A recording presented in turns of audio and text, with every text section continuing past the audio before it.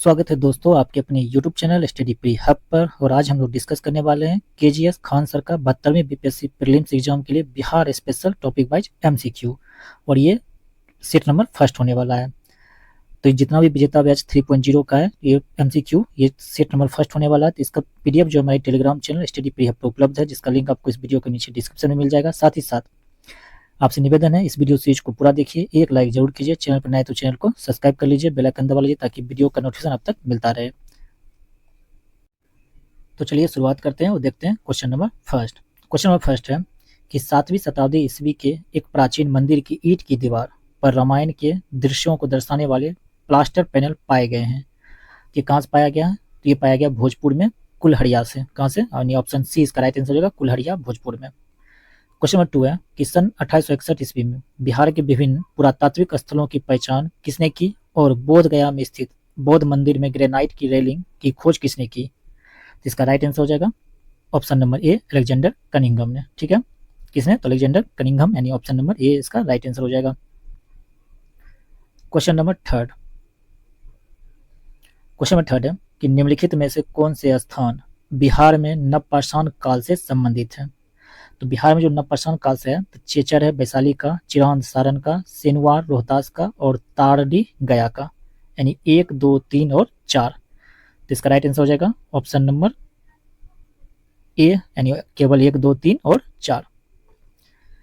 Question number 5, Bihar में पुरापाषाण काल से संबंधित मानव बस्ती के सबसे पुराने साक्ष्य प्रस्तुत करने वाली जेठियन घाटी किस जिले में स्थित है? तो जेठियन घाटी जो स्थित है ये स्थित है गया में। कहाँ पे स्थित है जेठियन घाटी? तो गया में, यानी ऑप्शन ए इसका राइट आंसर हो जाएगा। नेक्स्ट क्वेश्चन, क्वेश्चन नंबर 5 कि ऋग्वेद में बिहार क्षेत्र को किस नाम से संबोधित किया गया था? तो ऋग्वेद में बिहार के लिए किया गया था संबंधित कौन सा वर्ड? तो कीकट। कीकट मतलब निम्न जाति के लोग, और अथर्ववेद में वात्र, यानी ऑप्शन बी इसका राइट आंसर हो जाएगा। नेक्स्ट क्वेश्चन देखते हैं, क्वेश्चन नंबर 6। क्वेश्चन नंबर 6 है कि बिहार के इतिहास से संबंधित शिलालेखों के बारे में निम्नलिखित में से कौन सा कथन सही नहीं है? क्या पूछ रहा है? गलत कथन को चुनने के लिए कह रहा है। तो पहला कथन है कि पाल वंश द्वारा जारी किए गए कई भूमि अनुदान सहरसा, भागलपुर, मुंगेर और पटना जिले में पाए गए। बिल्कुल सही है। भागलपुर का त्राम पत्र नारायण पाल द्वारा जारी किया गया था, ये भी बिल्कुल सही है। तीसरा है कि दक्षिण बिहार में बड़ी संख्या में सेन अभिलेख पाए गए हैं, तो ये गलत है। दक्षिण बिहार में नहीं बल्कि कहाँ पाया गया था? तो पूर्वी बिहार में पाया गया था। तो पूछा गलत कथन, तो ऑप्शन सी ही इसका क्या हो जाएगा? राइट आंसर हो जाएगा गलत कथन। ठीक है, और ऑप्शन डी है मनेर की गढ़वाल पट्टिका पटना जिले की राजस्व व्यवस्था का वर्णन करती है, तो ये कथन बिल्कुल सही है। नेक्स्ट है question number 7, match the flowing. सूची 1 को सूची 2 से मिलान करना है। तो चलिए मिलान करते हैं। इसमें पूछ रहा महाजनपद एक तरफ है और दूसरी तरफ राजधानी। तो अंग का चंपा, मगध का राजगिरी, वज्जी का क्या हो जाएगा? तो वज्जी का हो जाएगा वैशाली, और मल्ल का कुशीनगर, यानी ए का 3 यानी ऑप्शन नंबर ए में दिया हुआ है, बी का 4 भी है। ठीक है, यानी ऑप्शन ए इसका राइट आंसर हो जाएगा। चलिए क्वेश्चन नंबर 8 देख लेते हैं। क्वेश्चन नंबर 8 है कि प्राचीन ग्रंथों में बिहार की किस नदी को सदानीरा कहा गया है? तो सदानीरा कहा गया गंडक को, यानी ऑप्शन सी जो इसका राइट आंसर हो जाएगा गंडक। ठीक है, नेक्स्ट क्वेश्चन नंबर 9 कि भगवान बुद्ध ने अनोमिया नामक स्थान पर किस नदी के तट पर परवज्या यानी संन्यास ग्रहण की थी? तो ऑप्शन है गंगा, नारायणी, निरंजना या फिर अनोमा। तो राइट आंसर ऑप्शन डी हो जाएगा अनोमा। चलिए नेक्स्ट क्वेश्चन देखते हैं। क्वेश्चन नंबर 10 है कि भगवान बुद्ध और बौद्ध संघ के संबंध में निम्नलिखित कथनों पर विचार करें, और पूछ रहा कौन सा कथन सही है। तो पहला कथन है कि बिंबिसार ने राजगिरी में बुद्ध को बेनुबन बिहार दान में दिया था, ये बिल्कुल सही कथन है। दूसरा कथन है कि महाप्रजापति गौतमी बौद्ध संघ में शामिल होने वाली पहली महिला थी, ये भी बिल्कुल सही है। तीसरा कथन है कि बुद्ध ने अपने शिष्य और चचेरे भाई देवदत्त के अनुरोध पर बौद्ध धर्म में महिलाओं को शामिल करने पर सहमति व्यक्त की, तो ये कथन गलत है। चचेरे भाई देवदत्त नहीं बल्कि आनंद के कहने पर किया था। ठीक है, तो राइट आंसर हो जाएगा 1 और 2, यानी केवल 1 और 2, यानी option number A. Question number 11 है कि सूची 1 का सूची 2 से मिलान करना है। एक तरफ है बौद्ध परिषद, दूसरी तरफ है अध्यक्षता। तो जो प्रथम बौद्ध परिषद है ये हुआ था कब? 483 में राजगिरी में हुआ था। तो इसका अध्यक्षता किसने किया? महाकश्यप। द्वितीय बौद्ध परिषद ये हुआ था 383 सभा कमी की अध्यक्षता में। तृतीय बौद्ध परिषद ये हुआ था किसके? तो मोगलीपुत्र जिसके समय में 250 ईसा पूर्व। और चतुर्थ यानी चौथी बौद्ध परिषद ये हुआ था वसुमित्र की अध्यक्षता में। ठीक है, तो राइट आंसर क्या हो जाएगा? ए का 3 बी का 1, ए का 3 बी का 1 यानी ऑप्शन नंबर दिया हुआ ए में, ऑप्शन नंबर ए। चलिए नेक्स्ट क्वेश्चन देखते हैं, क्वेश्चन नंबर 12। क्वेश्चन नंबर 12 है कि भगवान बुद्ध की एक विशाल प्रतिमा जो कथित तौर पर पास की कौवा डोल पहाड़ी पर स्थित प्रतिमा से भी बड़ी है, तथा बनवरिया गांव के निकट किस नदी के तट पर उत्खनित की गई थी? तो राइट आंसर हो जाएगा फल्गु नदी यानी ऑप्शन नंबर सी। कौन सा नदी है? फल्गु। क्वेश्चन नंबर 13 है कि डुंगेश्वरी गुफा मंदिर जहां माना जाता है कि भगवान बुद्ध ने बोध गया जाने से पहले 6 वर्षों तक ध्यान किया था, बिहार के किस जिले में स्थित है? तो ऑप्शन दिया हुआ है नालंदा, जहानाबाद, गया, नवादा। तो राइट आंसर हो जाएगा ऑप्शन सी गया। नेक्स्ट क्वेश्चन देख लेते हैं, क्वेश्चन नंबर 14। तो क्वेश्चन नंबर 14 है अभी कथन दिया हुआ है कि जैन धर्म के श्वेतांबर और दिगंबर संप्रदायों के बीच विभाजन मगध में प्रयाकाल के दौरान उत्पन्न हुए मतभेदों से जुड़ा था। तो ये जो कथन है बिल्कुल सही है। दूसरा एक कारण क्या कि अकाल के दौरान भद्रबाहु के नेतृत्व वाला वह समूह जो मगध में ही रहा उसने अपेक्षाकृत अधिक शिथिल रवैया अपनाया और श्वेत वस्त्र धारण करना प्रारंभ कर दिया था।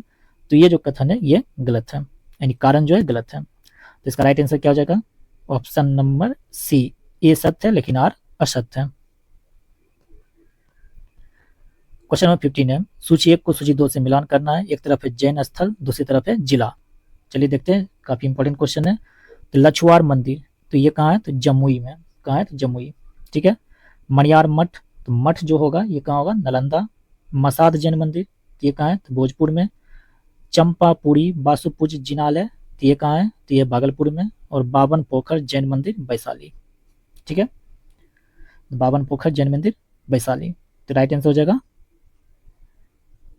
इसका राइट आंसर हो जाएगा ऑप्शन ए का 5 यानी और बी का 2 यानी option number A. Question number 16 है कि वर्तमान बिहार के भागलपुर जिले के चंपापुरी में किस जैन तीर्थंकर के निर्वाण यानी मोक्ष प्राप्त किया? किस जैन तीर्थंकर ने निर्वाण यानी मोक्ष प्राप्त किया? तो राइट आंसर हो जाएगा वसुपूज जो कि 12वें जैन तीर्थंकर थे।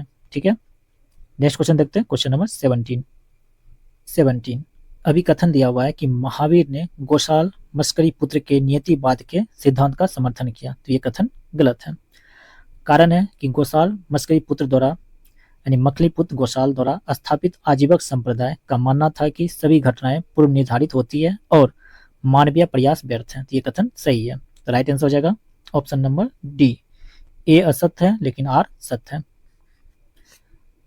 चलिए नेक्स्ट है क्वेश्चन, क्वेश्चन नंबर 18 कि पुराणों के अनुसार मगध के बृहदत्त वंश की राजधानी क्या थी? तो इसका राइट आंसर बसुमती हो जाएगा यानी ऑप्शन नंबर सी, जो पहले राजगिरी के नाम से जाना जाता था। Question number 19। क्वेश्चन नंबर 19 है कि बिंबिसार के संबंध में निम्नलिखित में से कौन से कथन सही है? किसके बारे में पूछ रहा है? तो बिंबिसार के बारे में पूछ रहा है। कौन सा कथन इसमें सही दिया हुआ है? तो पहला कथन है कि उसने अंगराज के शासक को पराजित करके उसे मगध में मिला लिया। बिल्कुल सही है। दूसरा है कि उसने लिच्छवी सरदार चेटक की पुत्री चेलन्ना से विवाह किया था। ये भी सही है। उसने गंधार के शासक पुष्काराश्रीन के साथ राजनयिक संबंध बनाए रखे। ये भी सही है। चौथा है कि उसने राजगिरी के पास स्थित बेनुवन भूमि जो है गौतम बुद्ध को उपहार में दे दी थी। ये भी बिल्कुल सही है। पांचवा है कि बिंबिसार ने प्रश्नजीत को हराया और कौशल को मगध में मिला लिया। ये कथन गलत है। तो सही क्या है? 1, 2, 3 और 4 यानी ऑप्शन नंबर ए। नेक्स्ट है क्वेश्चन, क्वेश्चन नंबर 20 कि बिंबिसार ने अपने प्रसिद्ध चिकित्सक जीवक को किस राज्य के शासक के इलाज के लिए भेजा था? तो अवंती के राजा चंद्र प्रघोत के इलाज के लिए भेजा था। क्वेश्चन नंबर 21 है अश्वघोष ने किस ग्रंथ में बिंबिसार को हर्यक वंश का वंशज बताया? तो अश्वघोष किसमें? तो बुद्ध चरित में, यानी ऑप्शन नंबर ए इसका राइट आंसर हो जाएगा। चलिए नेक्स्ट क्वेश्चन देखते हैं, क्वेश्चन नंबर 22।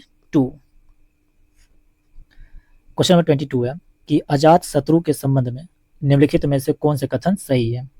कौन सा कथन इसमें से सही दिया गया है? तो पहला कथन है उसने अवंती के राजा चंद्रप्रघोत के आक्रमण के भय से अपनी राजधानी को दुर्गीकृत किया, बिल्कुल सही है। दूसरा कथन है उसने प्रसेनजीत की बेटी से शादी करने के बाद उसके साथ सुलह समझौता कर लिया, तो ये भी बिल्कुल सही है। तीसरा है कि उसने लिच्छवियों के बीच फूट डालने के लिए अपने मंत्री वस्कार को भेजा, ये भी बिल्कुल सही है। चौथा कथन है कि उसने गंगा नदी के किनारे पाटिल गांव के पास एक किला बनवाया, ये भी बिल्कुल सही है। पांचवा कथन है चेटक ने अजात शत्रु के विरुद्ध गणतांत्रिक कुलों का एक संघ संगठित किया, तो ये कथन भी बिल्कुल सही दिया गया है। तो राइट आंसर हो जाएगा ऑप्शन नंबर कौन सा, तो ऑप्शन नंबर डी, यानी 1, 2, 3 और 4, 5 सभी सही है। नेक्स्ट है क्वेश्चन नंबर 23। क्वेश्चन नंबर 23 है कि उद्यन के संबंध में निम्नलिखित कथनों पर विचार करें। तो पहला कथन है कि उन्होंने गंगा और सोन नदियों के संगम पर पाटलिपुत्र शहर की स्थापना की थी, बिल्कुल सही है। दूसरा एक उद्यन बौद्ध धर्म के अनुयायी थे, तो ये कथन गलत है, जैन धर्म के अनुयायी था। किस धर्म का, तो जैन धर्म का, तो 2 कथन गलत हो गया, दूसरा कथन गलत। तीसरा कथन है उन्होंने पाटलिपुत्र नदी के मध्य में एक जैन चैत्यगृह का निर्माण कराया, तो ये कथन बिल्कुल सही है। 1 और 3 सही है, तो राइट आंसर हो जाएगा बी। नेक्स्ट है क्वेश्चन नंबर 24। क्वेश्चन 24 है कि काली का अंश सर्व छत्रांतक द्वितीय परशुराम और भार्गव उपाधियां किस शासक से संबंधित हैं। तो ऑप्शन है बिंबिसार, अजातशत्रु, महापद्म नंद या फिर घनानंद। तो राइट आंसर हो जाएगा ऑप्शन नंबर सी, महापद्म नंद। क्वेश्चन नंबर 25 है कि महापद्म नंद के संबंध में निम्नलिखित कथनों पर विचार करें। चलिए इसे ऊपर कर लेते हैं, तो उसके बाद विचार करते हैं कथन पर। तो पहला कथन है कि उसने उनके शासनकाल के दौरान मगध साम्राज्य उत्तर पश्चिम में सतलुज और ब्यास नदियों तक फैला हुआ था और इसमें पूर्वी राजस्थान भी शामिल था, कथन बिल्कुल सही है। दूसरा है कि उन्होंने ओडिशा पर विजय प्राप्त की, कलिंग को मगध साम्राज्य का हिस्सा बनाया और वहां नहरों का निर्माण करवाया, तो ये भी बिल्कुल सही है। तो राइट आंसर हो जाएगा ऑप्शन नंबर सी, 1 और 2 दोनों। नेक्स्ट क्वेश्चन देखते हैं, क्वेश्चन नंबर 26। क्वेश्चन नंबर 26 है सिकंदर महान ने लगभग 326 ईसा पूर्व किस शासक के शासनकाल में भारत पर आक्रमण किया था। तो राइट आंसर हो जाएगा ऑप्शन नंबर बी, घनानंद। ठीक है। नेक्स्ट है क्वेश्चन 27 कि शिशुनाग के संबंध में निम्नलिखित कथनों पर विचार करें और पूछ रहा कौन सा कथन सही है। पहला कथन है शिशुनाग ने अपनी राजधानी गिरिवज में स्थापित की, तो ये कथन गलत है। गिरिवज से राजधानी स्थानांतरित होने के बाद पाटलिपुत्र बाद में उसकी वास्तविक राजधानी बन गई, तो ये कथन भी बिल्कुल गलत है। ठीक है। तो गिरिवज ने स्थापित नहीं किया था बल्कि वैशाली में। कहाँ पे, तो वैशाली। तो दोनों गलत है, तो इसका राइट आंसर क्या हो जाएगा ऑप्शन नंबर डी, ना तो 1 ना ही 2। क्वेश्चन नंबर 28 है कि निम्नलिखित में से कौन सा कथन लिच्छवी प्रशासन के संबंध में सही नहीं है। क्या पूछ रहा है, सही नहीं। तो पहला कथन है कि कबीले के मुखिया का चुनाव संभवतः एक निश्चित अवधि के लिए होता था और उसे एक कार्यकारी परिषद द्वारा सहायता प्रदान की जाती थी, ये कथन बिल्कुल सही है। दूसरा कथन है लिच्छवी सभा के प्रत्येक सदस्य को राजा कहा जाता था, तो ये कथन गलत है। तो राइट आंसर ऑप्शन बी हो जाएगा, जो कि गलत दिया हुआ है। सी कह रहा है कि लिच्छवी संविधान में मतपत्र द्वारा मतदान और जटिल प्रश्नों को समितियों को सौंपने का प्रावधान था, बिल्कुल सही कथन है। किताब पावे निपोथका एक ऐसी पुस्तक थी जिसका उपयोग सभा की बहसों और प्रस्तावों की कार्रवाई को दर्ज करने के लिए किया जाता था, ये भी बिल्कुल सही है। गलत कथन कौन है, बी, यानी राइट आंसर बी हो जाएगा। नेक्स्ट है क्वेश्चन नंबर 29। क्वेश्चन नंबर 29 है किस शासक ने मगध की राजधानी को वैशाली से पाटलिपुत्र में अस्थायी रूप से स्थानांतरित किया। इसका राइट आंसर क्या हो जाएगा, तो ऑप्शन दिया हुआ है शिशुनाग, कलाशोक, महापद्म या फिर उज्जैन। तो right answer option number B हो जाएगा, कलाशोक। नेक्स्ट क्वेश्चन काफी इंपॉर्टेंट भी है कि सीरियाई शासक एंटियोकस प्रथम और मिस्र के शासक टोलेमी द्वितीय किस मौर्य राजा के दरबार में राजदूत थे। तो राइट आंसर हो जाएगा बिंदुसार, यानी ऑप्शन नंबर बी। चलिए नेक्स्ट क्वेश्चन देखते हैं, क्वेश्चन नंबर 31।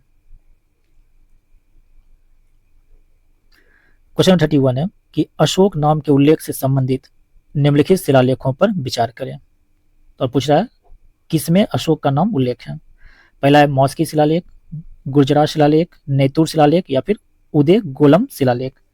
तो ये सब में दिया गया है, यानी right answer option number D हो जाएगा। 1, 2, 3 और 4 ये सभी में अशोक नाम का उल्लेख है। नेक्स्ट है क्वेश्चन नंबर 32। सूची 1 को सूची 2 से मिलान करना है। एक तरफ प्रांत है, दूसरी तरफ राजधानी।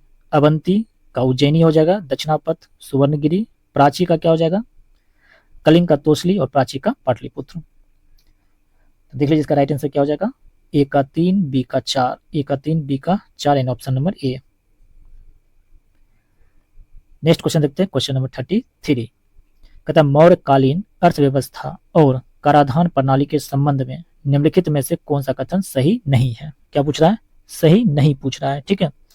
तो चलिए देखते हैं कौन सा कथन जो इसमें से सही नहीं दिया गया है। तो पहला कथन है अर्थशास्त्र में कृषि, पशुपालन, व्यापार और वाणिज्य को सामूहिक रूप से वार्ता कहा जाता था। तो बिल्कुल सही कथन है। मौर्य काल में कर की मानक दर उपज का 1/6 हिस्सा थी। ये भी कथन बिल्कुल सही है। हिरन एक प्रकार सिंचाई कर था जो किसानों से वस्तु के रूप में वसूला जाता था। ये गलत है, सी कथन गलत है। डी है आयातित वस्तुओं पर 10% बिक्री कर लगाया गया था। ये सही है। तो पूछ रहा गलत कथन, तो ऑप्शन सी जो हमारा राइट आंसर हो जाएगा, ऑप्शन नंबर सी जो कि गलत दिया हुआ था। क्वेश्चन नंबर 34 है मौर्य साम्राज्य का अंतिम शासक कौन था। तो मौर्य साम्राज्य का जो अंतिम शासक था वो था ऑप्शन नंबर डी बृहदत्त, ठीक है। चलिए नेक्स्ट क्वेश्चन देखते हैं, क्वेश्चन नंबर 35। चंद्रगुप्त मौर्य और सेल्यूकस निकेटर की पुत्री के बीच वैवाहिक संबंध का विस्तृत विवरण किसने दिया था। तो ऑप्शन है मेगास्थनीज, प्लूटार्क, एपियानस या फिर Justin. Right answer option number A हो जाएगा, मेगास्थनीज। नेक्स्ट है क्वेश्चन नंबर 36। क्वेश्चन नंबर 36 है कि निम्नलिखित में से किन कारणों को मौर्य साम्राज्य के पतन का कारण बताया गया। तो चलिए पर स्टेटमेंट पढ़ लेते हैं। पहला कह रहा है कि अशोक की शांति और अहिंसा की नीति, बिल्कुल सही है। अशोक के बाद कमजोर उत्तराधिकारी आए, ये भी सही है। अशोक के बाद अत्यधिक उदारता के कारण आर्थिक कठिनाइयों उत्पन्न हुई, ये भी सही है। प्रशासन में अत्यधिक विकेंद्रीकरण, ये भी सही है। तो मौर्य शासकों पर विदेशी प्रभाव बढ़ता जा रहा था, ये भी बिल्कुल सही है। तो राइट आंसर हो जाएगा ऑप्शन नंबर डी, 1, 2, 3, 4 और 5। Question number 37। कौटिल्य और अर्थशास्त्र के संबंध में निम्नलिखित कथनों पर विचार करें। तो पहला कथन दिया हुआ है कि अर्थशास्त्र एक सैद्धांतिक ग्रंथ है जो राज्य प्रशासन के तरीकों को निर्धारित करता है, ना कि किसी वास्तविक राज्य का वर्णन करता है। तो ये जो कथन है बिल्कुल सही दिया हुआ है। दूसरा कथन है कि अर्थशास्त्र में लगभग 6000 सूत्र हैं जो 15 पुस्तकों, 150 अध्यायों और 180 खंडों में विभाजित है। ये भी बिल्कुल सही है। तीसरा कथन है कि अर्थशास्त्र के 9 से 14 खंड मुख्य रूप से रक्षा, युद्ध और युद्ध कला से संबंधित है। ये भी बिल्कुल सही है। तो राइट आंसर हो जाएगा ऑप्शन नंबर डी, 1, 2 और 3 तीनों क्या है, सही है। क्वेश्चन नंबर 38 है कि कौटिल्य के अनुसार राजा के सलाहकार के लिए निम्नलिखित में से किस शब्द का प्रयोग किया जाता था। तो ऑप्शन है सैसिव, उपरिक, विषयपति या फिर महादंडनायक। तो राइट आंसर हो जाएगा ऑप्शन नंबर ए, सैसिव। नेक्स्ट है क्वेश्चन नंबर 39।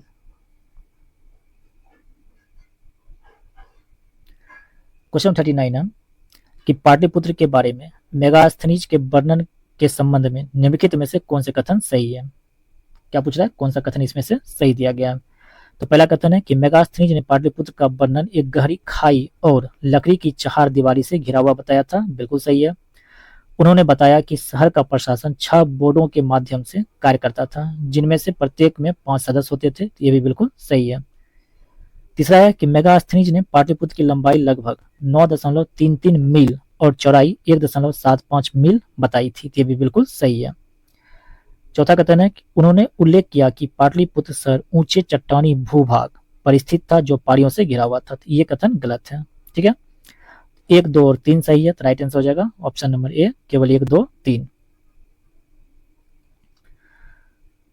Question number 40।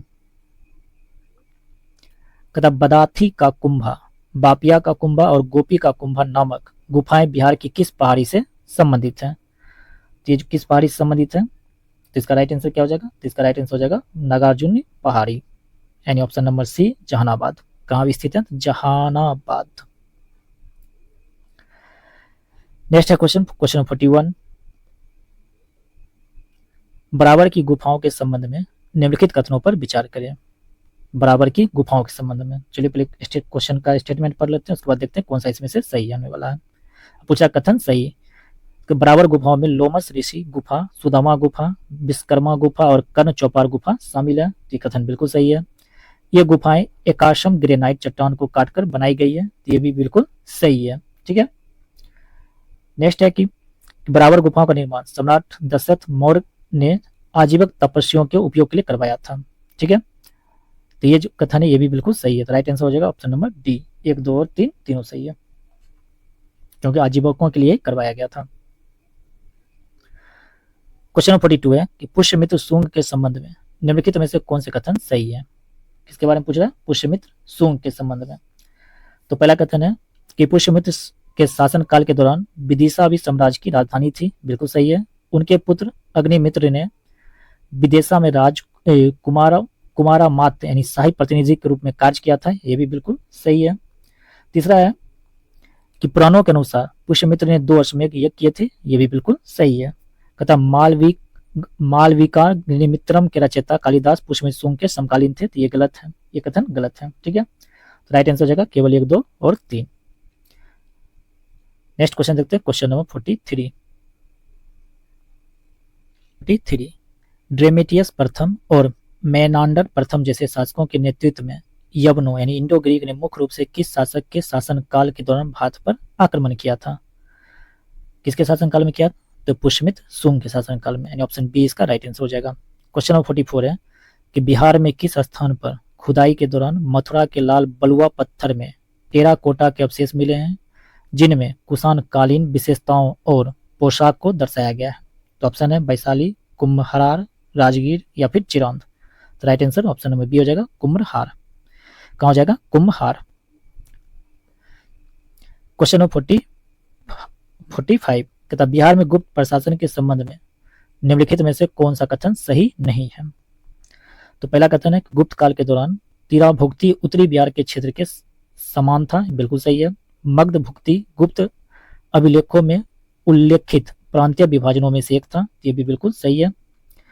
भुक्तियों का शासन करने वाले उपारिकों की नियुक्ति सीधे राजा द्वारा की जाती थी, ये भी बिल्कुल सही है। तथा बिहार में विषयपति व्यापारी या कारीगर निकायों से संबंध हुए बिना स्वतंत्र रूप से कार्य करते थे, तो ये कथन गलत है। तो क्या पूछ रहा है? कथन सही नहीं, तो ऑप्शन नंबर डी हो जाएगा राइट आंसर, जो कि सही नहीं है। क्वेश्चन नंबर 46 अभिकथन और कारण दिया हुआ है। अभिकथन क्या है? चंद्रगुप्त प्रथम का कुमार देवी के साथ वैवाहिक गठबंधन मध्य गंगा घाटी में गुप्त प्रभाव को मजबूत करने में सहायक रहा, तो ये कथन बिल्कुल सही है। कुमार देवी जिस लिच्छवी वंश से थी वह उत्तरी बिहार के वैशाली क्षेत्र में शासन करता था, तो ये भी कारण भी सही है, लेकिन इसका व्याख्या नहीं कर रहा है, ऑप्शन बी जो इसका राइट आंसर हो जाएगा। ए और आर दोनों सत्य है, लेकिन आर जो एक ही सही व्याख्या नहीं है। क्वेश्चन 47 है कि चंद्रगुप्त प्रथम और राजकुमारी कुमार देवी के वैवाहिक गठबंधन की स्मृति में जारी किए गए चंद्रगुप्त प्रथम कुमार देवी यानी राजा रानी प्रकार के स्वर्ण सिक्कों के पिछले भाग पर कौन सा लेख अंकित था? तो लेख के बारे में पूछ रहा है, तो लिच्छ वायाह था। क्या था? यानी ऑप्शन सी इसका राइट आंसर हो जाएगा, लिच्छ वायाह। नेक्स्ट क्वेश्चन देखते हैं, क्वेश्चन 48।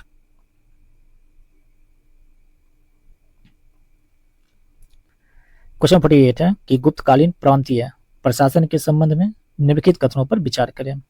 पहला दिया हुआ है कि भुक्तियों का शासन उपरिक्त कहलाने वाले अधिकारियों द्वारा किया जाता था, तो बिल्कुल सही है।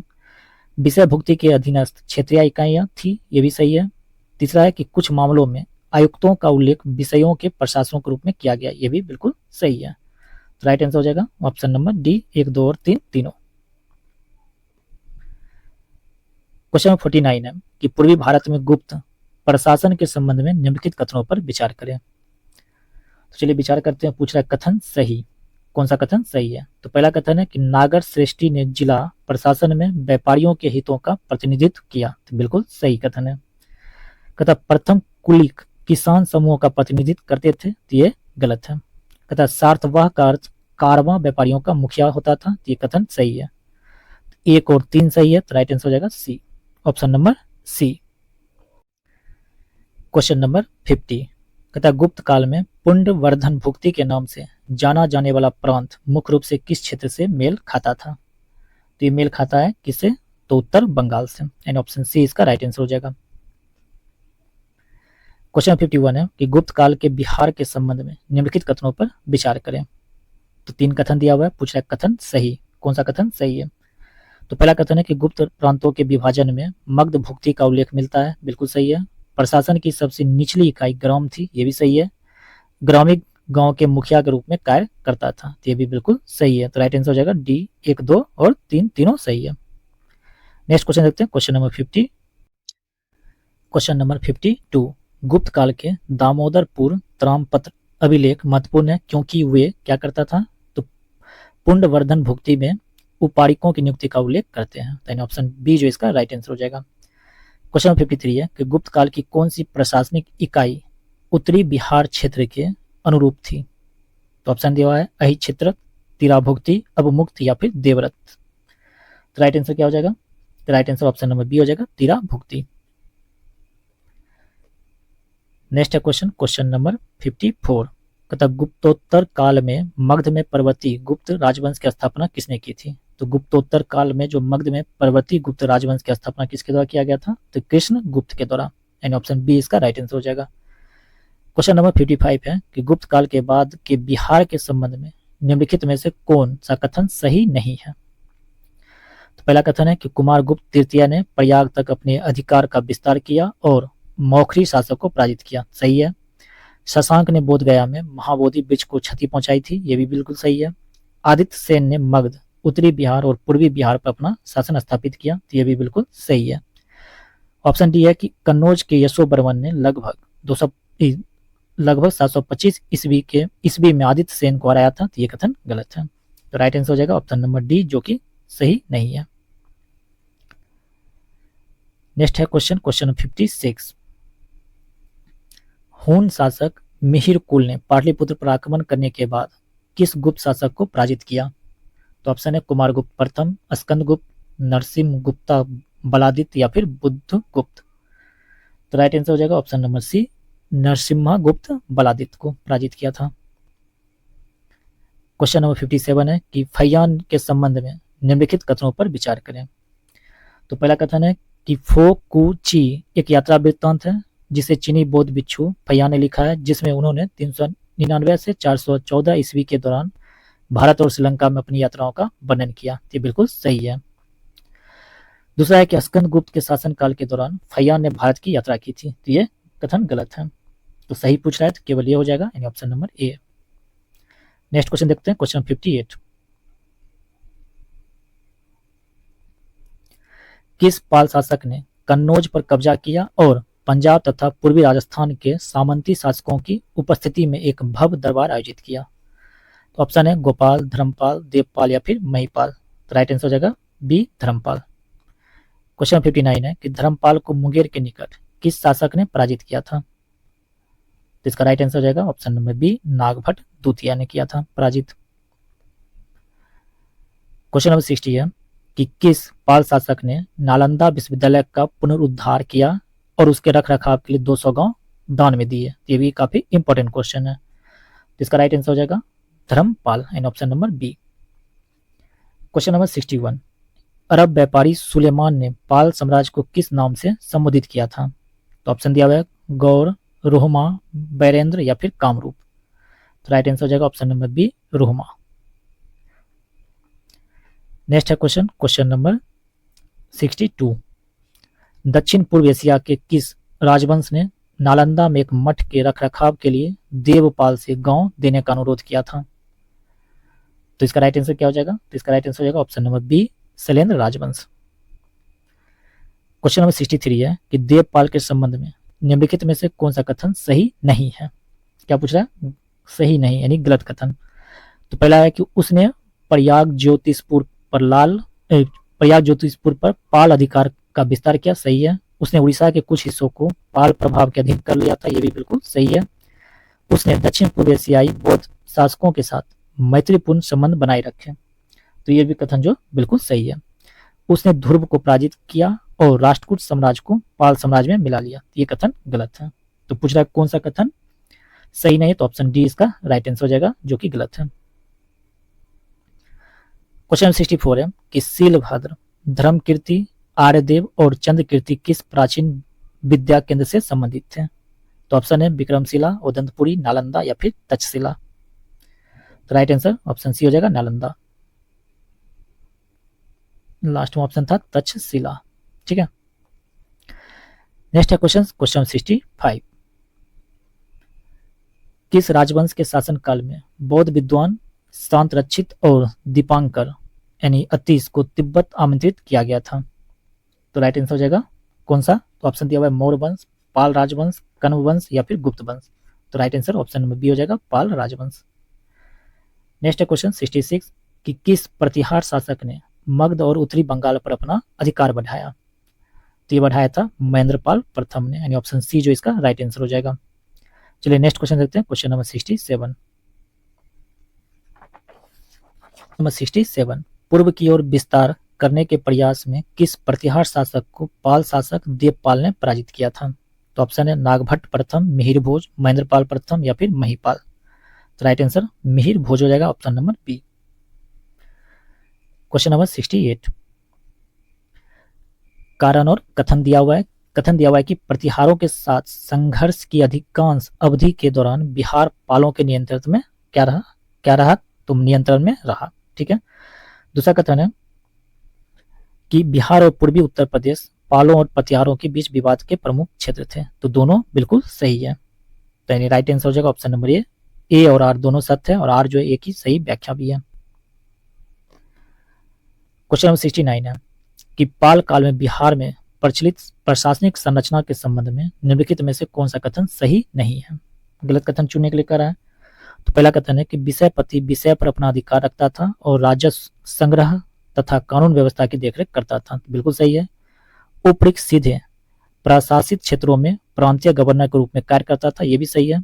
ग्राम प्रधान और ग्राम लेखाकार के पद समानता वंशानुगत होते थे, तो ये भी बिल्कुल सही है। डी नंबर है प्रशासनिक पदानुक्रम में भुक्ति से ठीक ऊपर पटाला सर्वोच्च प्रांतीय विभाजन था, ये कथन गलत है। तो राइट आंसर हो जाएगा ऑप्शन नंबर डी, जो कि गलत है। नेक्स्ट है क्वेश्चन नंबर 70। उदंतपुरी के संबंध में निम्नलिखित कथनों पर विचार करें, और पूछ रहा कौन सा कथन सही है। तो पहला कथन है कि उदंतपुरी बिहार में आधुनिक बिहार शरीफ से जुड़ा एक प्रसिद्ध बौद्ध शिक्षण केंद्र था, तो बिल्कुल सही है। दूसरा है इसकी स्थापना पाल राजा देवपाल ने की थी, तो ये कथन गलत है। इसकी स्थापना किसने किया था? तो गोपाल ने किया था। ठीक है, तो केवल हो जाएगा एक, केवल एक सही है। चलिए नेक्स्ट क्वेश्चन देखते हैं, क्वेश्चन नंबर 71। मिथिला में कर्नाट वंश के संस्थापक कौन थे? तो राइट आंसर हो जाएगा option number B, Nanyadeva. Next है क्वेश्चन 72 कि बिहार में कर्नाट राजवंश के संबंध में निम्नलिखित कथनों पर विचार करें, और कथन सही पूछ रहा है ढूंढने के लिए। तो पहला कथन है कि नानदेव ने सिमरावगढ़ को अपनी राजधानी बनाया, बिल्कुल सही है। कर्नाट शासकों के शासनकाल को मिथिला का स्वर्ण क्या कहा जाता है? मिथिला का स्वर्ण युग कहा जाता है, बिल्कुल सही है। तीसरा कथन है कि नरसिंह देव ने तिरहुत और दरभंगा क्षेत्रों पर अपना अधिकार बढ़ाया, ये भी बिल्कुल सही है। तो राइट आंसर हो जाएगा ऑप्शन नंबर डी, 1, 2 और 3 तीनों। नेक्स्ट है क्वेश्चन नंबर 73 कि कर्नाट वंश का कौन सा शासक एक प्रमुख समाज सुधारक के रूप में सक्रिय था और जिसका संबंध पंजी प्रबंध के विकास से है? तो ऑप्शन दिया हुआ है नानदेव, नरसिंह देव, हरि सिंह देव या फिर शिव सिंह। तो राइट आंसर हो जाएगा option number C, Hari Singh Dev. Next है क्वेश्चन 74 कि गयासुद्दीन तुगलक के बंगाल अभियान के दौरान तुर्की आक्रमण का प्रतिरोध करने में असमर्थ होने पर कौन सा कर्नाटक शासक नेपाल तराई की ओर भाग गया था? तो राइट आंसर हो जाएगा option number C, Hari Singh Dev. चलिए नेक्स्ट क्वेश्चन देखते हैं, क्वेश्चन नंबर 75। नेक्स्ट है क्वेश्चन नंबर 75। क्वेश्चन नंबर 75 है कि राजा शिव सिंह के दरबार से जुड़े किस मैथिली कवि को अभिनव जयदेव के नाम से जाना जाता था? तो राइट आंसर हो जाएगा ऑप्शन नंबर सी, विद्यापति। क्या हो जाएगा? Option number C, Vidyapati. Question number 76 है कि विद्यापति की कौन सी रचना वर्तमान में नेपाल के शाही पुस्तकालय में संरक्षित है? तो राइट आंसर हो जाएगा ऑप्शन नंबर बी, कीर्ति लता। नेक्स्ट क्वेश्चन है क्वेश्चन नंबर 77। विद्यापति के संबंध में निम्नलिखित में से कौन सा कथन सही नहीं है? तो पहला कथन है कि उन्होंने संस्कृत में लेखनावली की रचना की, ये बिल्कुल सही है। पुरुष परीक्षा नैतिक कथाओं से संबंधित है, ये भी सही है। शैव सर्वस्व सार की रचना महारानी विश्वास देवी की देखरेख में हुई थी, तो ये कथन गलत है। तो राइट आंसर हो जाएगा option number C. Question number 78। Question number 78 है कि सेन राजवंश के संबंध में निम्नलिखित कथनों पर विचार करें। अब पूछ क्या रहा है, कौन सा कथन सही है? तो पहला कथन है कि सामंत सेन ने सेन राजवंश की स्थापना की, बिल्कुल सही कथन है। दूसरा है कि विजय सेना ने कर्नाट शासक नानदेव को पराजित किया, तो ये भी बिल्कुल सही कथन है। तीसरा कथन है कि लक्ष्मण सेन ने कर्नाट वंश के शासक नानदेव को पराजित किया, तो ये कथन गलत है। तो राइट आंसर हो जाएगा ऑप्शन नंबर ए, केवल 1 और 2। नेक्स्ट है क्वेश्चन नंबर 79। क्वेश्चन 79 है, अभिकथन है और कारण दिया हुआ है, ठीक है। तो पहला है कि पूर्वी भारत में हुए संघर्षों के दौरान कर्नाट शासक नरसिंह देव ने तुर्कों के साथ सहयोग किया था, ये बिल्कुल सही कथन है। दूसरा इसका कारण दिया हुआ है कि नरसिंह देव बंगाल के सेन शासकों के साथ निरंतर संघर्ष में लगे रहे, ये भी बिल्कुल सही है। तो राइट आंसर हो जाएगा ऑप्शन नंबर ए और आर दोनों सत्य है, और आर जो एक ही सही व्याख्या भी है। नेक्स्ट क्वेश्चन देखते हैं, क्वेश्चन नंबर 79 के बाद क्वेश्चन नंबर 80। नेक्स्ट है क्वेश्चन नंबर 80। क्वेश्चन नंबर 80 है कि मोहम्मद गोरी के आक्रमणों और बिहार के संबंध में निम्नलिखित कथनों पर विचार कीजिए। तो पहला कथन है कि मोहम्मद गौरी के आक्रमणों का मुख्य उद्देश्य भारत में राजनीतिक सत्ता स्थापित करना था, ये कथन बिल्कुल सही है। दूसरा कथन है कि गौरी के आक्रमणों के समय बिहार राजनीतिक दृष्टि से एकजुट था, तो ये कथन गलत है। तीसरा कथन है कि इस दौरान कर्नाटक राजवंश का उत्तरी बिहार पर शासन था, तो ये कथन बिल्कुल सही है। तो राइट आंसर हो जाएगा, कथन सही पूछ रहा है, तो राइट आंसर हो जाएगा ऑप्शन नंबर सी, 1 और 3। Next question number 81। नालंदा से जुड़े पारंपरिक वृत्तांतों के अनुसार बख्तियार खिलजी की गंभीर बीमारी के दौरान इस शर्त के बावजूद कि उसे कोई दवा नहीं दी जाएगी, उसका इलाज किसने किया था? तो उसका इलाज किया था आचार्य राहुल श्रीभद्र ने, यानी ऑप्शन सी जो इसका राइट आंसर हो जाएगा, आचार्य Rahul Shribhadra. Next question number 82 कि बख्तियार खिलजी द्वारा बिहार और बंगाल पर विजय के संबंध में निम्नलिखित कथनों पर विचार करें। तो पहला कथन है कि बख्तियार खिलजी ने शुरू में बनारस से आगे के क्षेत्रों से काम किया। दूसरा कथन है, ये कथन जो बिल्कुल सही था, बंगाल पर आक्रमण करने से पहले उसने बिहार पर बार बार हमले किए, ये भी कथन बिल्कुल सही है। तीसरा कथन है कि इन हमलों के दौरान नालंदा और विक्रमशिला जैसे बौद्ध मठों पर हमला किया गया, ये भी कथन बिल्कुल सही है। तो राइट आंसर हो जाएगा ऑप्शन नंबर डी, 1, 2 और 3। पूछ रहा है कथन सही कौन है, 1, 2 और 3। Question number 83। पूर्वी भारत में तुर्कों के आगे बढ़ने के संबंध में निम्नलिखित कथनों पर विचार कीजिए। तो चलिए विचार करते हैं, देखते हैं कौन सा कथन इसमें से पूछ रहा है सही है। तो पहला कथन है कि चंदावार का युद्ध मोइजुद्दीन मोहम्मद गौरी और जयचंद्र के बीच लड़ा गया था, ये कथन बिल्कुल सही है। दूसरा कथन है कि चंदावार के बाद तुर्की नियंत्रण का दायरा बिहार की सीमाओं तक फैल गया, ये भी कथन बिल्कुल सही है। तीसरा है कि जयचंद्र की हार के बाद बनारस को भारी तबाही का सामना करना पड़ा, ये कथन भी बिल्कुल सही है। तो राइट आंसर हो जाएगा ऑप्शन नंबर डी, 1, 2 और 3 तीनों कथन सही है। नेक्स्ट क्वेश्चन देखते हैं, क्वेश्चन नंबर 84। बंगाल के किस शासक ने पहले गढ़वाल शासक जयचंद्र को पराजित किया था? तो इसका राइट आंसर हो जाएगा ऑप्शन नंबर सी, विजय सेन ने। नेक्स्ट है क्वेश्चन 85 कि नालंदा विश्वविद्यालय को बख्तियार खिलजी द्वारा किस वर्ष में लूटा और नष्ट किया गया था? काफी इंपॉर्टेंट क्वेश्चन है। तो राइट आंसर हो जाएगा 1198 ईस्वी, यानी ऑप्शन नंबर सी इसका राइट आंसर हो जाएगा। चलिए नेक्स्ट क्वेश्चन देखते हैं, क्वेश्चन नंबर 86। क्वेश्चन नंबर 86 है कि बख्तियार खिलजी द्वारा लखनौती पर कब्जा करने के बाद लक्ष्मण सेन दक्षिण बंगाल में किस स्थान पर चले गए? तो ऑप्शन है नादिया, सोनारगांव, गौर या फिर त्रामलिप्ति। तो इसका राइट आंसर हो जाएगा ऑप्शन नंबर ए, नादिया गांव। नेक्स्ट है क्वेश्चन कि दरभंगा जिले के भीत भगवानपुर में प्राप्त मालदेव का अभिलेख बिहार के किस राजवंश के संबंध में महत्वपूर्ण जानकारी प्रदान करता है? तो ये किस राजवंश के बारे में बताता है? तो कर्नाट राजवंश के बारे में, यानी ऑप्शन नंबर बी जो इसका राइट आंसर हो जाएगा। नेक्स्ट है क्वेश्चन नंबर 88। बख्तियार खिलजी के समय किस कर्नाट शासक ने तुर्कों के साथ मैत्रीपूर्ण संबंधों और सहयोग की नीति अपनाई थी? तो ऑप्शन है नानदेव, हरि सिंह देव, नरसिम्ह देव या फिर गंगदेव।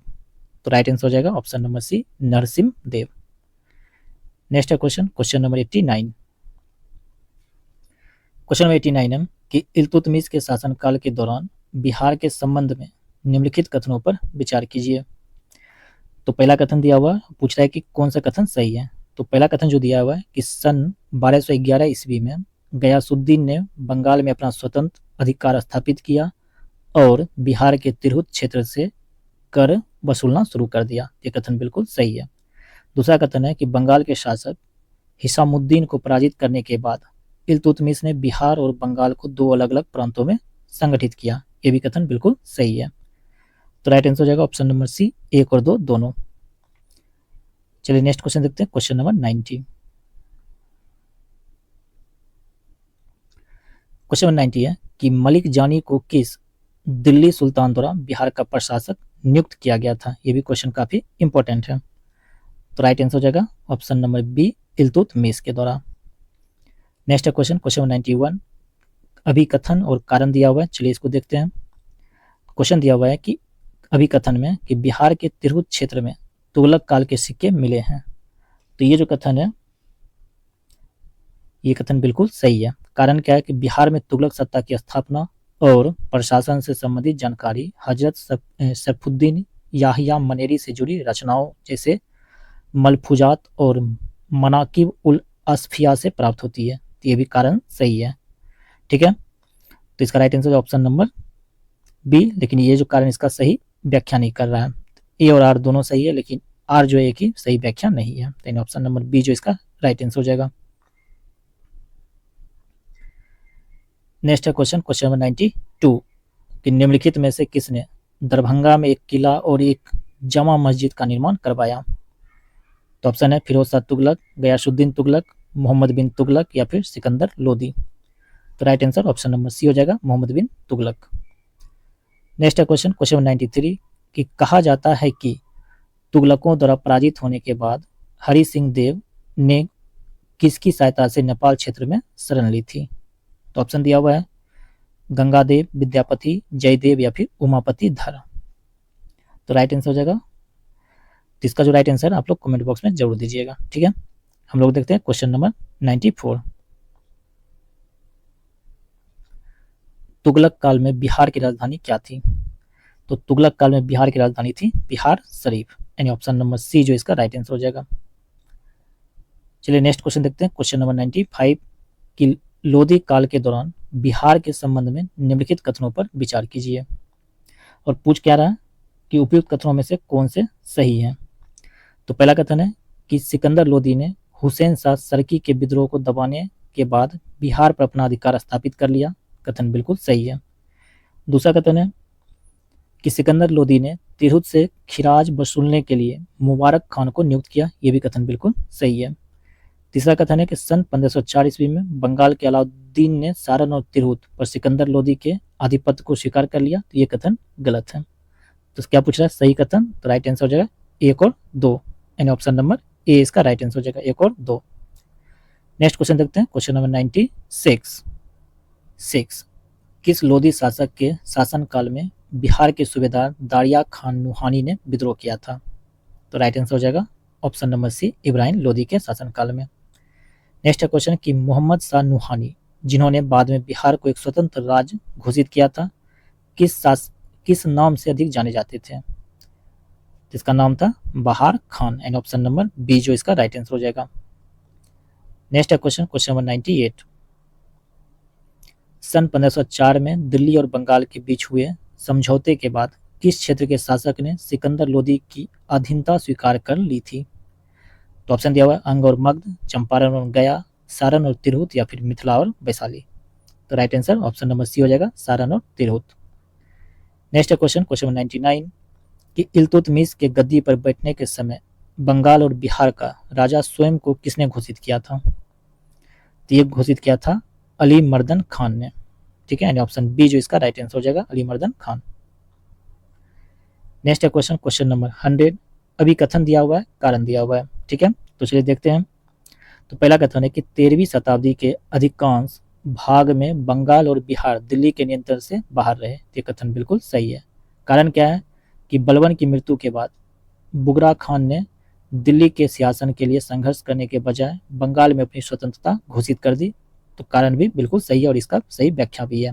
तो right answer option number A हो जाएगा। ठीक है, ए और आर दोनों सही है और आर जो एक ही सही व्याख्या भी है। नेक्स्ट क्वेश्चन देखते हैं, क्वेश्चन नंबर 101। तुगलक काल के दौरान बिहार के संबंध में निम्नलिखित कथनों पर विचार कीजिए। और पूछ रहा है कथन गलत कौन सा है। ठीक है, चलिए देखते हैं। तो पहला कथन जो इसमें दिया हुआ है कि सुल्तान शमसुद्दीन इलियास खान ने अपने साम्राज्य का विस्तार पश्चिम की ओर तिरहुत से लेकर चंपारण और गोरखपुर तक किया। ये कथन सही है। दूसरा है कि फिरोज तुगलक और इलियास खान के बीच हुई एक संधि ने बिहार की गंडक नदी को दोनों राज्यों के बीच की सीमा निर्धारित किया। ये भी बिल्कुल सही है। तीसरा है कि संधि के बाद इलियास खान ने दिल्ली सल्तनत के अधीन बंगाल की अधीनस्थ स्थिति को स्वीकार कर लिया। ये कथन गलत है। ठीक है, तो ऑप्शन नहीं दिया हुआ है, तो पूछ रहा है कौन सा जो कथन है गलत। तो गलत हो जाएगा केवल 3।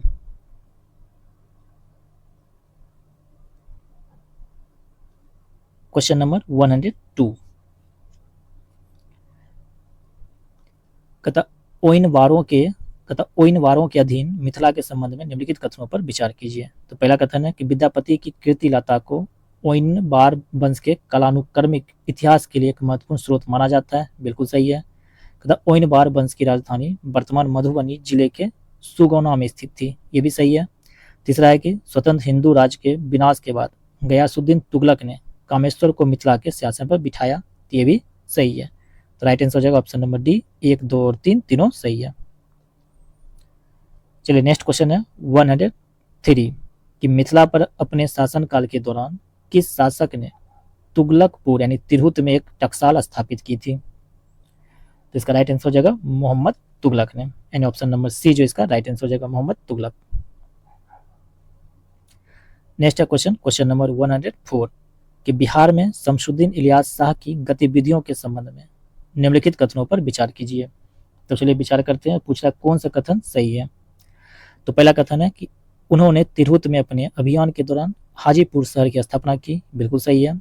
उसने बूढ़ी गंडक को सीमा रेखा मानकर या बनाकर तिरहुत राज्य को विभाजित कर दिया। ये भी सही है।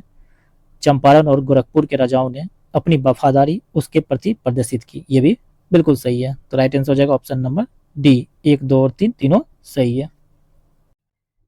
नेक्स्ट है क्वेश्चन नंबर 105। अभी कथन दिया हुआ है, कारण दिया हुआ है। चलिए पढ़ते हैं। पहला कथन है कि इलियास शाह के विरुद्ध अपने अभियान के बाद फिरोज तुगलक ने भोगेश्वर के अधीन तिरहुत को पुनः स्थापित किया। ये बिल्कुल सही कथन है। कारण क्या है कि फिरोज तुगलक ने सरयू और कोसी नदियों के बीच के क्षेत्र में प्रशासनिक व्यवस्था की और तिरहुत में काजी नियुक्त किया। ये भी इसका सही व्याख्या भी है। तो राइट आंसर ऑप्शन ए हो जाएगा। ए और आर दोनों सही है और आर जो एक ही सही व्याख्या भी है। नेक्स्ट है क्वेश्चन नंबर 106।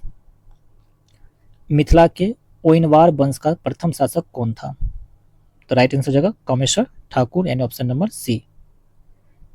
नेक्स्ट है क्वेश्चन 107। कन्नौज के जयचंद्र का उल्लेख करने वाले बोध गया बौद्ध शिला अभिलेख के संबंध में निम्नलिखित कथनों पर विचार कीजिए। और पूछ रहा कौन से कथन सही है। तो पहला कथन है कि यह शिलालेख बोध गया की एक रेलिंग के खंभे के एक हिस्से पर उत्कीर्ण है। तो बिल्कुल सही है। दूसरा है इसमें गढ़वाल शासक जयचंद्र का उल्लेख है और जयपुरा में एक गुफा के निर्माण का संदर्भ दिया गया। तो ये भी कथन सही है। तीसरा है इस शिलालेख में बिच्छू श्री मित्र को कन्नौज के जयचंद्र का गुरु बताया गया। तो ये भी कथन सही है। तो इसका राइट आंसर क्या हो जाएगा। तो ऑप्शन नंबर डी हो जाएगा। 1, 2 और 3 तीनों सही है। Option number D. नेक्स्ट है क्वेश्चन नंबर 108 कि गोविंद चंद्र के मनेर त्रामपत्र अभिलेख के संबंध में निम्नलिखित कथनों पर विचार कीजिए। तो चलिए विचार करते हैं और पूछ रहा है कि कौन से कथन सही है। तो पहला कथन है यह अभिलेख अर्ध मगधी में लिखा है। तो ये कथन गलत है। यह गोविंद चंद्र को मदन पाल का पुत्र और गढ़वाल वंश के चंद्रदेव का पौत्र बताता है। तो बिल्कुल सही कथन है। तीसरा है कि इस अभिलेख में तुरुष्क दंड का उल्लेख है एक विशेष कर जो तुर्की आक्रमणों से रक्षा के लिए लगाया जाता था। ये भी बिल्कुल सही है। तो इसका जो राइट आंसर हो जाएगा ऑप्शन नंबर हो जाएगा बी। 2 और 3 दोनों सही है। नेक्स्ट क्वेश्चन देख लेते हैं, क्वेश्चन नंबर 109। क्वेश्चन नंबर 109 है कि भागलपुर के निकट मंदार पहाड़ी पर प्राप्त किस अभिलेख में शासक उग्र भैरव को परम भट्टारक महाराजाधिराज की उपाधि से संबोधित किया गया है? तो इसका राइट आंसर हो जाएगा ऑप्शन नंबर सी, मंदार पर्वत शिला अभिलेख। क्या हो जाएगा? मंदार पर्वत शिला अभिलेख।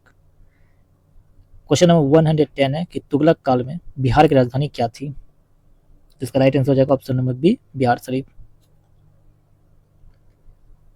चलिए नेक्स्ट क्वेश्चन देखते हैं, क्वेश्चन नंबर 111 कि बिहार में शेरशाह सूरी के राजनीतिक जीवन के प्रारंभिक चरण के संबंध में निम्नलिखित कथनों पर विचार कीजिए। अब पूछ रहा कौन से कथन सही है। तो पहला कथन है हसन खान को जमाल खान से सासाराम, ख्वासपुर और टांडा की जागीरें प्राप्त हुई, बिल्कुल सही है। फरीद खान ने जैनपुर में अरबी और फारसी में दक्षता प्राप्त की थी, यह भी सही है।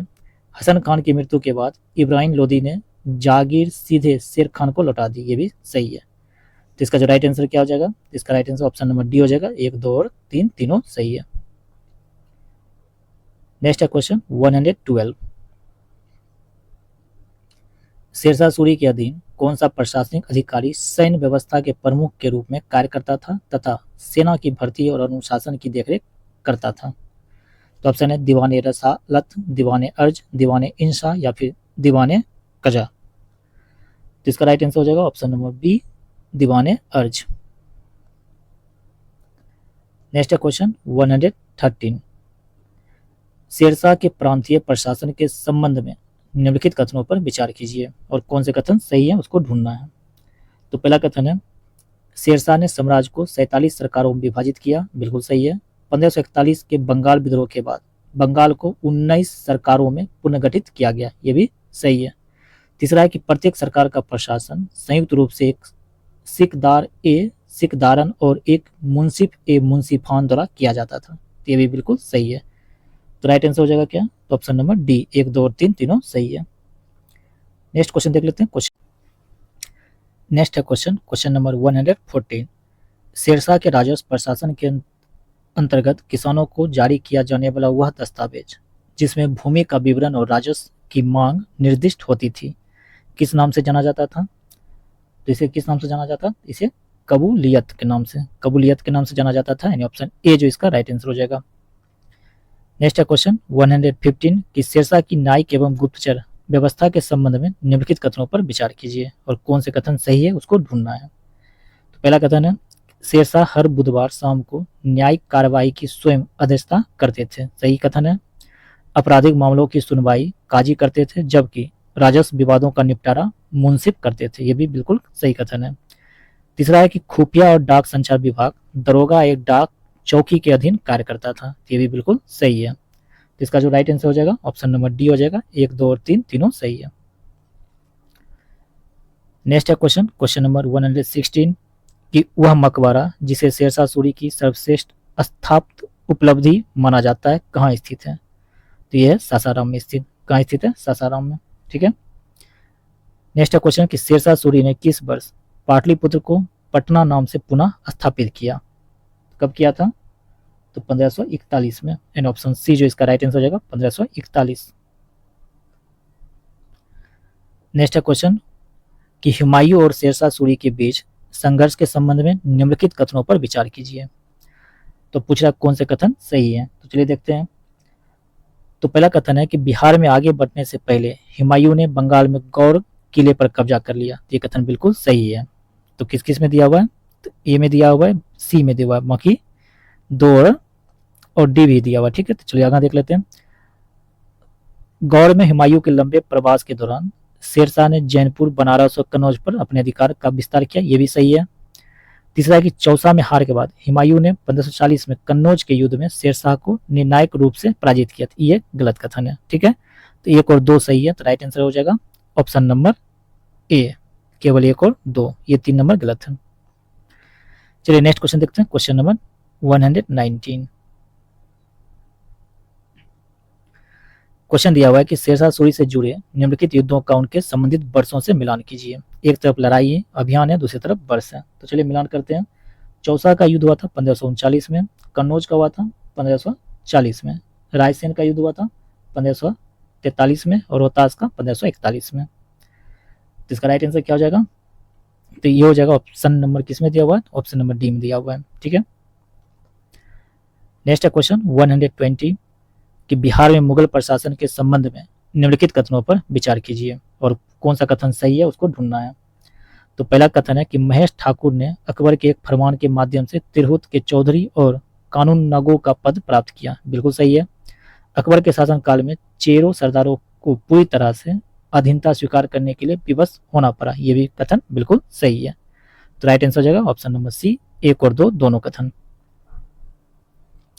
फिर से आ गया मैच करने के लिए क्वेश्चन नंबर 121 कि सूची 1 का सूची 2 से मिलान कीजिए। एक तरफ बिहार की सरदारी, दूसरी तरफ है संबंध सरकार। चलिए मैच करते हैं। तो हो जाएगा खड़गपुर, मुंगेर, चंपारण का कहाँ हो जाएगा? चंपारण हो जाएगा चंपारण, कल्याणपुर यानी हथुआराज, ये हो जाएगा कहाँ पे? ये हो जाएगा सारण, और उज्जैनिया का शाहाबाद और रोहतास। तो इसका राइट आंसर क्या हो जाएगा? Option number B, 2, 3, 1, 4। चलिए नेक्स्ट क्वेश्चन देखते हैं 122 कि 1575 से 76 के दौरान अफगानों से हाजीपुर का किला वापिस हासिल करने में बिहार के किस सरदार ने मुगलों की सहायता की थी? तो इसका राइट आंसर हो जाएगा ऑप्शन नंबर बी, राजा उदय करण ने। नेक्स्ट है क्वेश्चन कि निम्नलिखित में से बिहार के किस सरदार को 1637 ईस्वी में मुगलों के विरुद्ध विद्रोह करने के बाद पटना में फांसी दे दी गई थी? तो कौन सा हो जाएगा? तो इसका राइट आंसर हो जाएगा राजा प्रताप उज्जैनिया यानी option number C. Option C इसका राइट आंसर हो जाएगा, राजा प्रताप उज्जैनिया। नेक्स्ट है क्वेश्चन मैच द फॉलोइंग। फिर से है कि सूची 1 को सूची 2 से मिलान करना है। एक तरफ है बिहार से संबंधित घटनाक्रम, दूसरी तरफ है संबंधित व्यक्ति। तो चलिए इसको मैच करते हैं। चतरा किले पर कब्जा रघुजी भोसले ने किया था, बिल्कुल सही है। मुहिब अलीपुर के निकट युद्ध, ये युद्ध हुआ था मुस्तफा खान। ठीक है, 1745 में पटना पर आक्रमण किसने किया? तो ये किया था हिदायत अली खान ने। और शुजा खान के अधीन बिहार की सूबेदारी अलवर्दी खान को मिला था। तो इसका राइट आंसर ऑप्शन ए हो जाएगा, 2, 1, 4, 3। नेक्स्ट क्वेश्चन भी दिया हुआ है मैच द फॉलोइंग। एक तरफ है बिहार के शासक, दूसरी तरफ विशिष्ट विशेषता। तो चलिए इसको भी मैच करते हैं। तो महेश ठाकुर दरभंगा राज के संस्थापक। कोहरा का राजा, तो कोहरा का जो राजा था बेटे हरि सिंह को दिल्ली में बंधक बनाकर रखा। राजा पूरनमाई, तो राजा पूरनमाई पेशकश में हीरो को शामिल किया। और सेऔर का प्रमुख हो जाएगा 20 हाथी और 30,000 रुपए पेशकश के रूप में भेंट किए। इसका जो राइट आंसर हो जाएगा ऑप्शन नंबर सी हो जाएगा। ऑप्शन सी इसका राइट आंसर हो जाएगा। नेक्स्ट है क्वेश्चन 126। क्वेश्चन नंबर 126 है कि निम्नलिखित में से कौन सा कथन सियार उल मुतअख्खरीन के ऐतिहासिक महत्व का सर्वोत्तम वर्णन करता है? कौन सा करता है? देखिए इसमें जो ऑप्शन बी दिया हुआ है ये बिल्कुल सही है। यह मुगल सत्ता के कमजोर पड़ने के दौर में बिहार, बंगाल और उड़ीसा का एक समकालीन विवरण प्रस्तुत करता है। ये ऑप्शन बी जो इसका बिल्कुल राइट आंसर है। ठीक है, नेक्स्ट है क्वेश्चन 127 कि बिहार में मुगल विस्तार के संबंध में निम्नलिखित कथनों पर विचार कीजिए। तो चलिए विचार करते हैं, पूछा कौन से कथन सही है। तो पहला कथन है कि बाबर ने अप्रैल 1529 में बक्सर में अफगान सरदारों को आत्मसमर्पण करने के लिए विवश कर दिया। बिल्कुल सही कथन है। बक्सर में अधीनता स्वीकार किए जाने के बाद बाबर ने मुर्शिद इराकी को बंगाल का दीवान नियुक्त किया। ये कथन गलत है। ठीक है, तीसरा कथन दिया हुआ है बाबर ने 27 अप्रैल 1529 को मनेर के सरदारों को हराया। ये बिल्कुल सही कथन है। तो 1 और 3 किस में है? तो ऑप्शन नंबर बी में 1 और 3 जो कि सही है। नेक्स्ट है क्वेश्चन 128 बिहार पर अकबर के अधिकार को सुदृढ़ करने के संबंध में निम्नलिखित कथनों पर विचार कीजिए। अब क्या पूछ रहा है, कौन से कथन सही है? तो दाऊद खान की गतिविधियों के बारे में जानकारी मिलने के बाद मुनीम खान पटना की ओर आगे बढ़े। बिल्कुल सही कथन है। अकबर ने स्वयं पटना की ओर कूच किया और हाजीपुर के किले पर कब्जा कर लिया। तो ये कथन भी बिल्कुल सही है। नेक्स्ट है फ्रेंड क्वेश्चन ऑप्शन कि फतेह खान बरहा उन अफगान नेताओं में से एक था जो हाजीपुर अभियान के दौरान पराजित हुए थे। ये भी बिल्कुल सही है। तो राइट आंसर क्या हो जाएगा? तो ऑप्शन नंबर डी हो जाएगा, ऑप्शन नंबर डी। चलिए नेक्स्ट क्वेश्चन देखते हैं 129। सूची 1 का सूची 2 से मिलान कीजिए। एक तरफ है ऐतिहासिक कीर्ति, दूसरी तरफ है लेखक। तो चलिए मैच करवाते हैं। पहला है सियार उल मुक्त अखरीन, ठीक है, तो ये हो जाएगा गुलाम हुसैन तबाई, यानी ए का 2। तारीख बंगला, तो ये हो जाएगा सलीम मुल्ला। रियाज उस सलातीन, ये किसकी पुस्तक है, तो ये हो जाएगा गुलाम हुसैन सलीम। और महाराष्ट्र पुराण गंगाराम। तो राइट आंसर हो जाएगा ऑप्शन नंबर ए, 2, 1, 3, 4। चलिए नेक्स्ट क्वेश्चन देखते हैं 130। इसमें भी कह रहा है सूची 1 को सूची 2 से मिलान कीजिए। एक तरफ है युद्ध या घटना, दूसरी तरफ है साल। चौसा का युद्ध कब हुआ था, चौसा का युद्ध हुआ था 1539 में।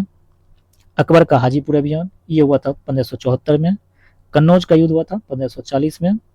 और शाहजादा अजीम बिहार के सूबेदार नियुक्त हुए 1702 में। जिसका जो राइट आंसर हो जाएगा ऑप्शन नंबर ए हो जाएगा, 2, 1, 4, 3। 2, 1, 4, 3।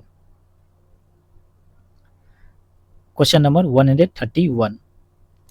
बिहार में राजा मान सिंह के संबंध में निम्नलिखित कथनों पर विचार कीजिए।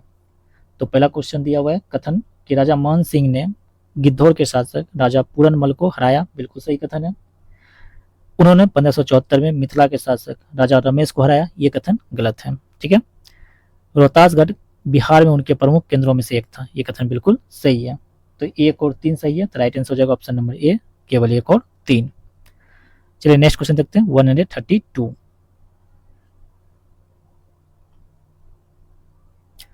क्वेश्चन नंबर 132 है कि सूची 1 का सूची 2 से मिलान कीजिए। एक तरफ बिहार का सूबेदार या नाजिम, दूसरी तरफ है संबंधित विवरण। तो इसे थोड़ा सा ऊपर कर लेते हैं। तो चलिए देखते हैं। तो राजा मान सिंह रोहतास को अपनी राजधानी बनाया। राजकुमार अजीम उस शान, तो ये क्या हो जाएगा, तो ये हो जाएगा पटना का नाम बदलकर अजीमाबाद कर दिया गया। अलवर्दी खान बिहार के प्रथम नायब नाजिम। और शहजादा परवेज 1621 में बिहार का गवर्नर नियुक्त किया गया। तो ये क्वेश्चन काफी बार पूछा गया है, ठीक है। तो देख लीजिए इसका राइट आंसर क्या हो जाएगा, तो 2, 1, 3, 4, यानी ऑप्शन नंबर ए। नेक्स्ट है क्वेश्चन नंबर 133 कि बिहार में मुगल काल का कौन सा कर व्यापारियों से घोड़ों और माल जैसी आयातित वस्तुओं पर वसूला जाता था। ऑप्शन है जकात, खुम्स, चुंगी या फिर जजिया। तो राइट आंसर हो जाएगा ऑप्शन नंबर सी, चुंगी कर।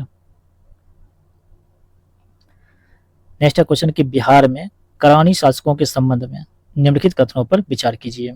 तो चलिए विचार करते हैं कौन से कथन सही है, ये भी पूछ रहा है। तो पहला कथन है कि 1555 से 56 में मुगल सत्ता की पुनः स्थापना के बाद भी बिहार के अधिकांश हिस्से अफगानों के नियंत्रण में रहे, बिल्कुल सही है। ताज खान करानी ने बिहार में एक स्वतंत्र अफगान साम्राज्य की स्थापना की, ये भी कथन बिल्कुल सही है। सुलेमान करानी ने अपने शासनकाल के दौरान उड़ीसा के कुछ हिस्सों तक अपने अधिकार का विस्तार किया, ये कथन भी बिल्कुल सही है। तो राइट आंसर क्या हो जाएगा, ऑप्शन नंबर डी हो जाएगा। 1, 2 और 3 तीनों कथन जो है बिल्कुल सही दिया हुआ है। नेक्स्ट क्वेश्चन देखते हैं क्वेश्चन नंबर 135। नेक्स्ट है क्वेश्चन नंबर 135। बिहार के किस शासक ने अफगान सत्ता के अधीन रहते हुए स्वतंत्र प्रशासनिक नीति जारी रखी और साथ ही अकबर के प्रति औपचारिक निष्ठा भी बनाए रखी। जिसका राइट आंसर हो जाएगा मुनीम खान, इन ऑप्शन नंबर डी। नेक्स्ट है क्वेश्चन 136 कि अकबर के शासनकाल में बिहार में मुगल विस्तार के संबंध में निम्नलिखित कथनों पर विचार कीजिए।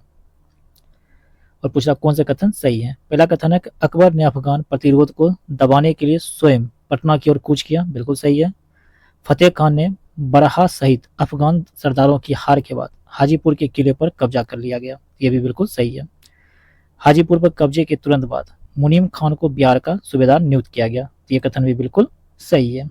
यानी तीनों कथन सही है, तो ऑप्शन नंबर डी इसका राइट आंसर हो जाएगा। 1, 2 और 3 तीनों सही है। नेक्स्ट है क्वेश्चन 137 कि किस मुगल सेनापति ने 1587 और 1594 के बीच गिद्धौर, खड़गपुर और भोजपुर के स्थानीय सरदारों को हराकर बिहार में मुगल सत्ता को सुदृढ़ किया था। किसने किया, तो राजा मान सिंह, यानी ऑप्शन बी जो इसका राइट आंसर हो जाएगा, राजा मान सिंह। क्वेश्चन नंबर 138 सूची 1 का सूची 2 से मिलान कीजिए। एक तरफ है मुगल सम्राट, दूसरी तरफ बिहार से संबंधित नियुक्तियां या फिर विकास। चलिए मैच करवाते हैं। तो जहांगीर हो जाएगा। शहजादा परवेज को बिहार का गवर्नर नियुक्त किया। अकबर अकबर ने क्या किया, तो बिहार में मुगल सत्ता को मजबूत करने के लिए राजा मान सिंह को भेजा गया।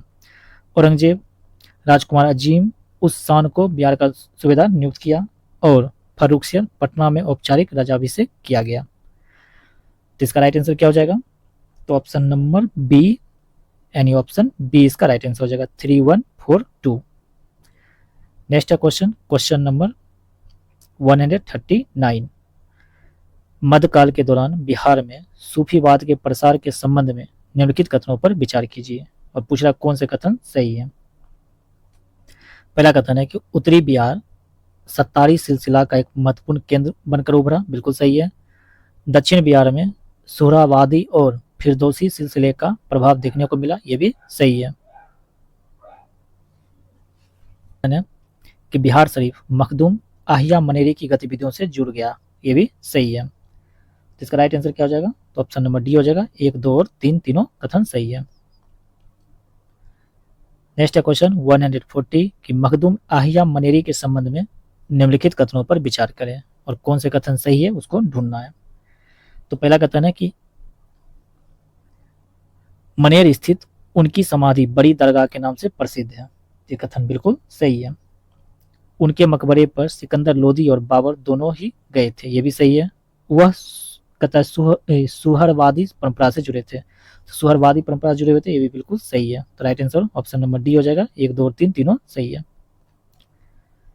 नेक्स्ट क्वेश्चन है 141 कि मध्यकालीन बिहार में सूफी केंद्रों के संबंध में निम्नलिखित कथनों पर विचार कीजिए और कौन सा कथन उपयुक्त में से सही है उसको भी ढूंढना है। तो पहला कथन है कि हाजीपुर के पास टैंकोल अब्दुल फतह हिदायतुल्लाह सरमस से जुड़े एक महत्वपूर्ण केंद्र के रूप में उभरा, बिल्कुल सही है। वैशाली के निकट बनिया वशाड सतारी संप्रदाय की गतिविधियों से जुड़ गया, ये भी सही है। राजगीर मीर सैयद जीब और पीर सैयद इमाम उद्दीन से जुड़े एक केंद्र के रूप में विकसित हुआ, ये भी सही है। राइट आंसर क्या हो जाएगा, तो ऑप्शन नंबर डी हो जाएगा। 1, 2 और 3 तीनों सही है। नेक्स्ट है क्वेश्चन 142 कि निम्नलिखित सूफी संतों में से कौन पटना के निकट स्थित कच्ची दरगाह से संबंधित है। तो ये हो जाएगा ऑप्शन नंबर बी, शाह कारक। ठीक है, ऑप्शन नंबर बी, शाह कारक। नेक्स्ट क्वेश्चन देखते हैं 143। क्वेश्चन नंबर 143 कि निम्नलिखित सूफी सिलसिलों में से किसे मध्यकालीन बिहार में सबसे लोकप्रिय बताया गया। तो ऑप्शन है चिश्ती, कादरी, फिरदौसी या फिर नक्शबंदी। तो right answer option number C हो जाएगा, फिरदौसी। नेक्स्ट क्वेश्चन कि बिहार में शेख फतेह और शेख बुरहान का आगमन किस शासन या फिर किस शासक के शासनकाल से जुड़ा है। तो ये हो जाएगा इब्राहिम लोदी के शासनकाल से जुड़ा हुआ है, यानी ऑप्शन डी जो इसका राइट आंसर हो जाएगा, इब्राहिम लोदी। नेक्स्ट है क्वेश्चन कि कादरी संप्रदाय से जुड़े निम्नलिखित सूफी संतों में से किसे बिहार के वर्तमान औरंगाबाद जिले के कुटुम्बा में दफनाया गया। तो किसे दफनाया गया है, तो ये दफनाया गया शाह काले को, यानी ऑप्शन ए जो इसका राइट आंसर हो जाएगा, शाह काले। चलिए नेक्स्ट क्वेश्चन देख लेते हैं 146 कि अहमद चिरामपोश। नेक्स्ट है क्वेश्चन नंबर 146 अहमद चिरामपोश के संबंध में निम्नलिखित कथनों पर विचार कीजिए। पहला कथन है उनका मजार बिहार शरीफ के पास अंबई में स्थित है, बिल्कुल सही है। वह भागलपुर के शेख अलाउद्दीन चिरमपोश के शिष्य थे, ये भी सही है। वह नक्शबंदी परंपरा से संबंधित थे, ये कथन गलत है। तो राइट आंसर हो जाएगा ऑप्शन नंबर ए, केवल 1 और 2। नेक्स्ट है क्वेश्चन 147 कि अलवर्दी खान और बिहार के संबंध में निम्नलिखित कथनों पर विचार कीजिए। चलिए विचार करते हैं और देखते हैं कौन सा कथन इसमें से सही है। तो पहला कथन दिया हुआ है अलवर्दी खान बिहार के लिए नियुक्त होने वाले पहले नायब नाजिम बने, बिल्कुल सही है। 1740 में सरफराज खान को हराने के बाद उसने खुद को बंगाल का नवाब घोषित कर दिया, तो ये भी बिल्कुल सही है।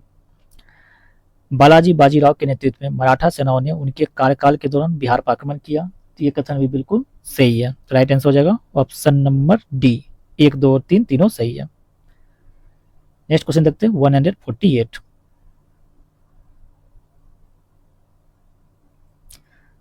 18वीं शताब्दी में स्वायत्त बंगाल के उदय और बिहार पर इसके प्रभाव के संबंध में निम्नलिखित कथनों पर विचार कीजिए। तो चलिए विचार करते हैं। पहला कथन है कि औरंगजेब के बाद मुगल केंद्रीय सत्ता के कमजोर पड़ने से बंगाल में प्रांतीय स्वायत्तता को अधिक बढ़ावा मिला। बिल्कुल सही है। मुर्शिद कुली खान ने दीवान और नाजिम के पदों को मिलाकर प्रांत में प्रशासनिक सत्ता को अपने हाथों में केंद्रित कर लिया। यह भी सही है। तीसरा कथन है कि बंगाल में मुगल मनसबदारों की जागीरें उड़ीसा में स्थानांतरित कर दी गई ताकि बंगाल की अधिक उपजाऊ भूमि को खालिशा प्रशासन के अधीन लाया जा सके। ये भी बिल्कुल सही है। तो राइट आंसर क्या हो जाएगा? तो right answer option number D हो जाएगा। 1, 2, 3 तीनों सही है। नेक्स्ट है क्वेश्चन 149। 18वीं शताब्दी के पूर्वार्ध में बंगाल और बिहार की बदलती राजनीतिक संरचना के संबंध में निम्नलिखित कथनों पर विचार कीजिए। चलिए विचार करते हैं और पूछ रहा है कौन से कथन सही है। तो पहला कथन है प्रांतीय प्रशासन अधिकाधिक नाजिमों, जमींदारों और बैंकिंग घरानों के बीच के गठबंधन पर निर्भर होता गया। बिल्कुल सही है। मुर्शिद कुली खान की नीतियों के तहत राजशाही, नादिया और बर्दवान जैसी बड़ी जिम्मेदारियों का काफी विस्तार हुआ। ये भी कथन सही है। 1739 में जगत सेठों और जमींदारों के समर्थन से सैन्य कमांडर अलवर्दी खान ने सरफराज खान की जगह बंगाल के नाजिम का पद संभाला। ये भी बिल्कुल सही है। तो इसका जो राइट आंसर हो जाएगा ऑप्शन नंबर डी हो जाएगा। केवल 1, 2 और 3 तीनों सही है। और देखते हैं बिहार इतिहास का यानी बिहार हिस्ट्री का अंतिम प्रश्न, क्वेश्चन नंबर 150। 18वीं शताब्दी के आरंभ में बिहार के संबंध में निम्नलिखित कथनों पर विचार कीजिए। तो इसमें जो पहला कथन है कि फारूकसिया ने 1713 में मीर जुल्मा को बिहार का सूबेदार नियुक्त किया। बिल्कुल सही है। बिहार के बंगाल के प्रभावी प्रशासनिक नियंत्रण में आने से पहले फरक उद्दौला बिहार के अंतिम मुगल नियुक्त सूबेदारों में से एक थे। ये भी बिल्कुल सही है। तो ऑप्शन सी इसका राइट आंसर हो जाएगा। 1 और 2 दोनों।